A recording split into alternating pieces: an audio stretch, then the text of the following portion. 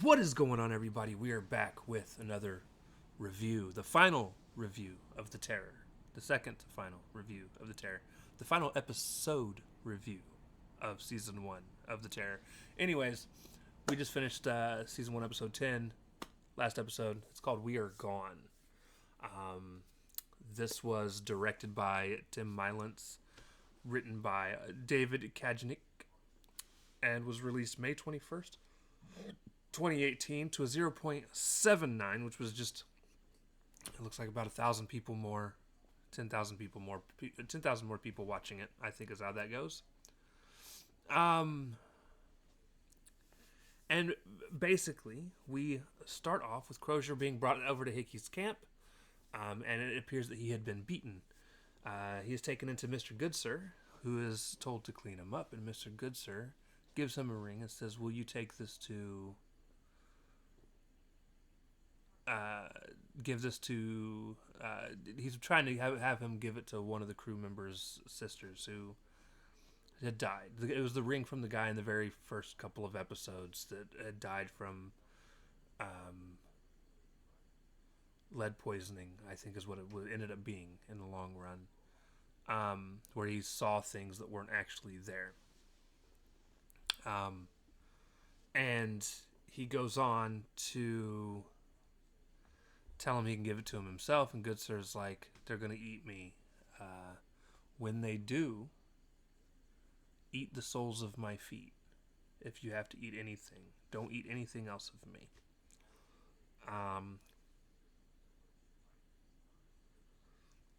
After that conversation, he is then basically picked up and talked to by Mr. Hickey, and Mr. Hickey basically tells him that they're both similar. And that night, later that night, Goodsir ends up wiping himself down all over with a poison, and then drinks the poison himself, proceeds to lay down and cut parts of him open with a piece of glass. I don't know what I'm allowed to say, even when talking about reviews, so I'm not going to go into too much super fine print detail here. But proceeds to do some things that causes him to bleed out, and he dies. And the next morning, Crozier wakes up to being forced out of the tent. The group is gathered around a table, and he sees Mr. Goodsir laying off to the side with chunks of him missing, where you can tell people were cutting into him to be able to feed off of him. Basically, Hickey tells him he's basically forcing him to eat. So he goes over and cuts off a piece of the heel like he was told and eats a piece of the heel. The other crew members then proceed to start eating themselves. And they start on their journey to wherever it is that they're going to be headed off to. Meanwhile, while all of this is happening, the other camp of Crozier's original group of people, instead of going to go save Crozier like Crozier thought they were going to do, yes, Crozier gave them the word to just start traveling south, but he thought they would betray his word and come save him. The guy that was given the order to continue south wanted to go save Crozier because he knew their best chance was to be with Crozier. But everybody voted against it, and everybody else decided to continue south. So they abandoned ship, basically. So at this point, Hickey takes them out to this edge of this cliff and orders one of his men to fire a shot into the air. He's basically trying to lure the Toonbach into the group.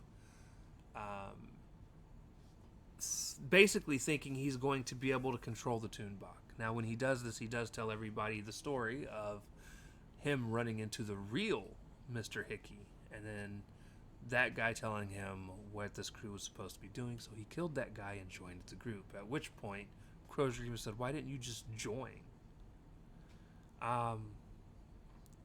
So then the Toonbach does show up, and the Toonbach starts to kill everybody. At that point, Hickey takes his tongue, pulls it out of his mouth, and cuts it, and offers it up to the Toonbach after everybody else but Crozier is dead. And the Toonbach is eating the chain that is connected to the other guy that is still connected to Crozier, and is pulling Crozier in. And when Mr. Hickey goes to hand the tongue off to the Toonbach then eats him.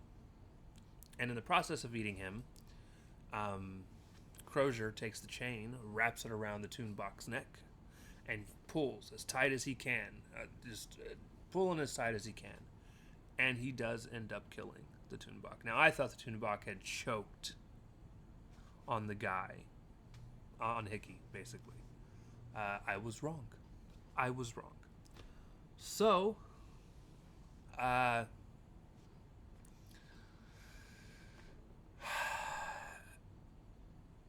he basically passes out there.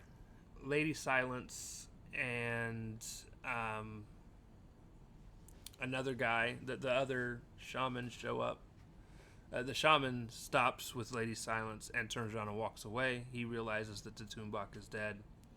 Lady Silence runs up, finds Crozier, cuts off his hand to get him out of the handcuffs, puts him on her sled, and they walk to wherever it is that they go, back to one of the encampments. She nurses him back to health, heals up his wound, where his missing hand is, heals up the scratch that was on his chest,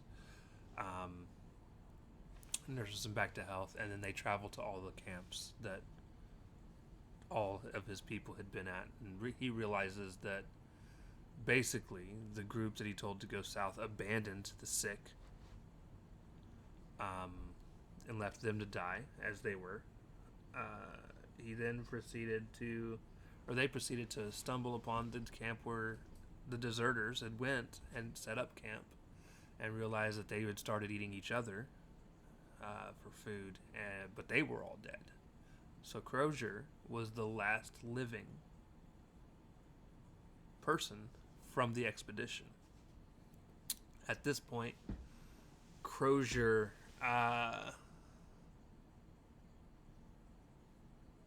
goes with Lady Silence to the Inuit camp, and he is basically taken in by them, and is basically told that in springtime they will help him get to wherever it is he's going to go. So the next morning, Crozier wakes up, and he finds out her name, by the way, is not. While we all called her Lady Silence, and everyone else called her Lady Silence, her name was actually Silna. And we find out the next morning that Silna had left for good, and basically because of the way of their people, since she lost the Toonbach, she is no longer accepted among the group. So she left, and everyone accepts it, and they basically tell Crozier he needs to accept it, and he does, and he becomes one with the group. We fast forward to 2 years later, and apparently he didn't go home. He stayed with the group, and so he is now an honorary, I guess, Inuit. And then he basically, they go to they hear that two white men were on their way, and he told them to tell them this story, and that's where we basically start back where the season started, with the two guys that were talking with the Inuit in the camp. And the guy says that he had seen Crozier the Inuit says he had seen Crozier, and Crozier basically told him that everyone's dead, and they need to just move on. So he didn't want to go back to civilization. And then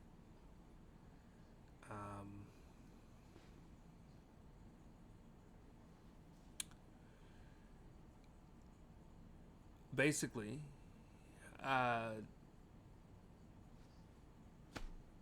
he walks off with some other Inuits to go hunting, as is the only thing that I can gather. And the episode ends with this long pullback shot of him kneeling in some snow with a javelin, like he's doing some ice fishing, even though it's just in the middle of the snow and not in a river, with a kid laying up against him. And that's the end of the episode. And the end of the season. Um, with everything that had happened, I will say this: as far as this specific episode goes, it accomplished everything that it actually needed to. Right? I'm not going to get into specifics of the overall season and how I feel about the overall season until the other video that comes out later today. I know that's a little weird. I'm doing like a bunch of reviews today, and I'm sorry based off of this one thing, but because of how I have all this set up, it's just how it has to be. But I will say this: the episode accomplished everything that it needed to. It closed the chapter of the terror. Everyone has been. I was wrong. I thought everyone was going to die. I had no clue one person was going to live, especially it being Crozier, because there's one piece of artwork that I've been using on some of the thumbnails, which is Crozier trapped in ice. So misleading a bit. Now, obviously, I didn't think that's how he was going to die, but I did think everyone was going to die in this, as far as the British colonials, travelers, were concerned.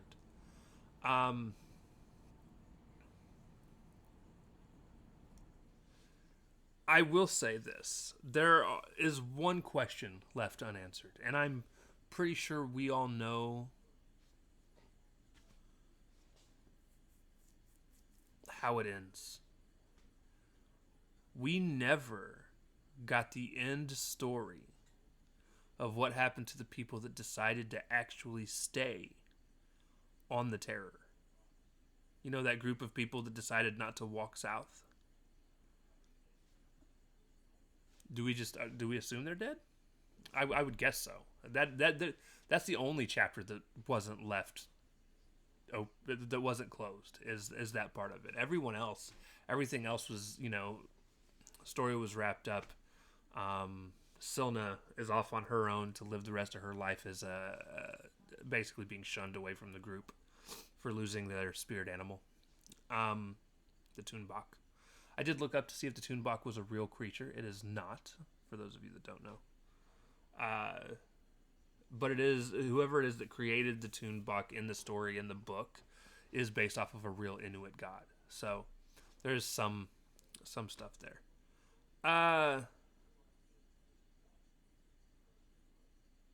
And yeah, I will say, as far as the episode goes, I'm not a fan of the way the episode ended, and I do feel like it was kind of on a down note where he's just like, he's sitting in the middle of the snow about to go hunt some seal, and his choices that he made, I guess, not to go back to civilization. Like, you might as well. He'd have been treated like a god. Like, oh my goodness, you found a way to survive? I'm just saying. I'd have gone back. I'd have been like, there's no reason for me to stay out here in the cold. I mean, if I'm going to be cold, I might as well be cold in England, to where, I don't know. I think the end was a little meh, which kind of sucks because this entire show has been great. But like I said, we'll get into that later. But yeah, so that is going to do it. This is the last single episode review of the Terror Season 1, guys. Join us here in about 45 minutes. There will be one more video come out. It will be the season review video. I'm excited to get into that one because it's going to be a season review, ranking, and pick'em video. So we will be discussing how I feel about the season as a whole. I could have tied all of that into this specific one, but I wanted to separate them for reasons. With that being said, ladies and gentlemen, I love you. We'll see you next time. Peace.